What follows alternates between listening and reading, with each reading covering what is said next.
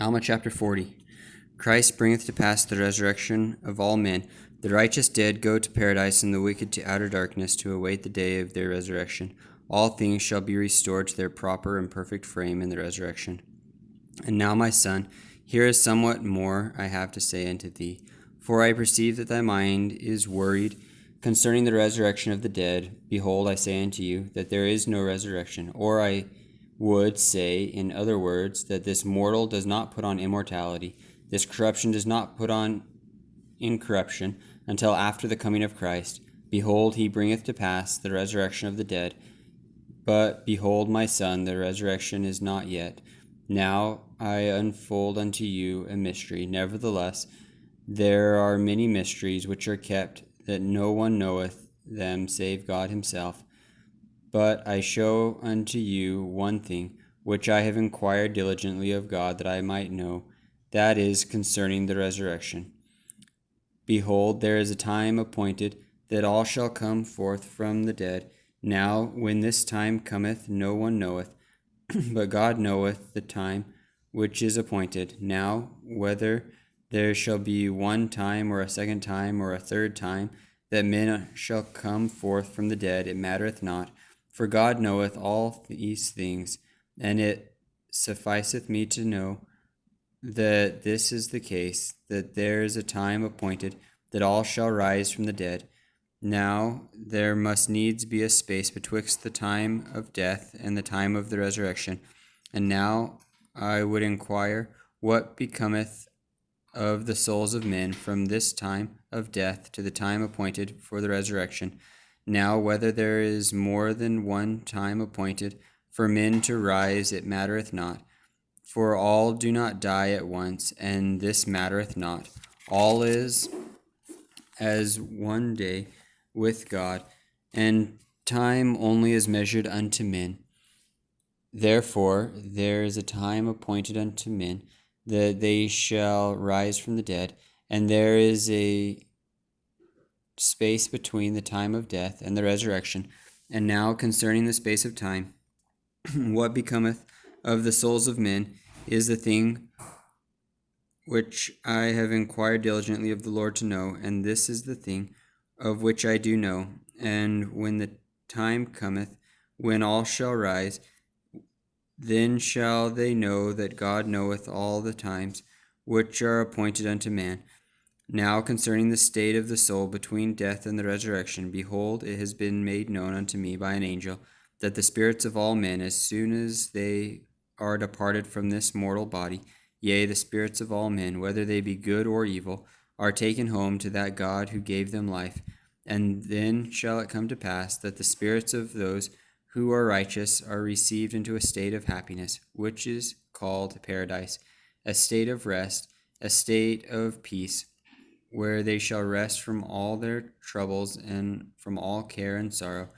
And then shall it come to pass that the spirits of the wicked, yea, who are evil, for behold, they have no part nor portion of the Spirit of the Lord, for behold, they choose evil works rather than good. Therefore the spirit of the devil did enter into them, and take possession of their house, and these shall be cast out into outer darkness. There shall be weeping and wailing and gnashing of teeth, and this because of their own iniquity, being led captive by the will of the devil. Now this is the state of the soul of the wicked, yea, in darkness, and a state of awful, fearful looking for the fiery indignation of the wrath of God upon them. Thus they remain in this state, as well as the righteous in paradise, until the time of their resurrection.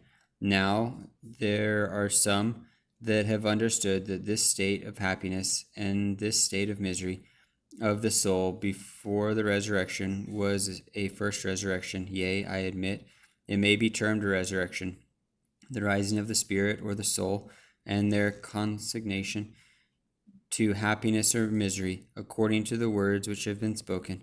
And behold, again it hath been spoken, that there is a first resurrection, a resurrection of all those who have been, or who are, or who shall be, down to the resurrection of Christ from the dead.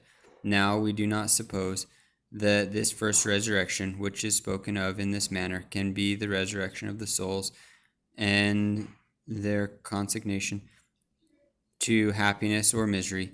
Ye cannot suppose that this is what it meaneth. Behold, I say unto you, nay, but it meaneth the reuniting of the soul with the body of those from the days of Adam down to the resurrection of Christ.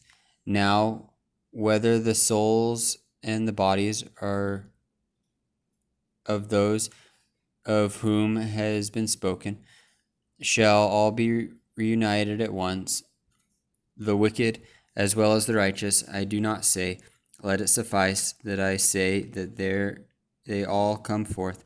Or in other words, their resurrection cometh to pass before the resurrection of those who die after the resurrection of Christ. Now, my son, I do not say that their resurrection cometh at the resurrection of Christ, but behold, I give it as my opinion that the souls and the bodies are reunited of the righteous at the resurrection of Christ and his ascension into heaven. But whether it be at his resurrection or after, I do not say. But this much I say, that there is a space between death and the resurrection of the body, and a state of the soul in happiness or in misery, until the time which is appointed of God, that the dead shall come forth and be reunited, both soul and body, and be brought to stand before God, and be judged according to their works. Yea, this bringeth about the restoration of those things of which has been spoken by the mouths of the prophets. The soul shall be restored to the body, and the body to the soul. Yea, and every limb and joint shall be restored to its body. Yea, even a hair of the head shall not be lost, but all things shall be restored to their proper and perfect frame. And now, my son, this is the restoration of which has been spoken by the mouths of the prophets. And then shall the righteous shine forth in the kingdom of God. But behold, an awful death cometh upon the wicked, for they die as to things pertaining to things of righteousness. For they are unclean, and no unclean thing can inherit the kingdom of God, but they are cast out and consigned to partake of the fruits of their labors, or their works which have been evil, and they drink the dregs of a bitter cup.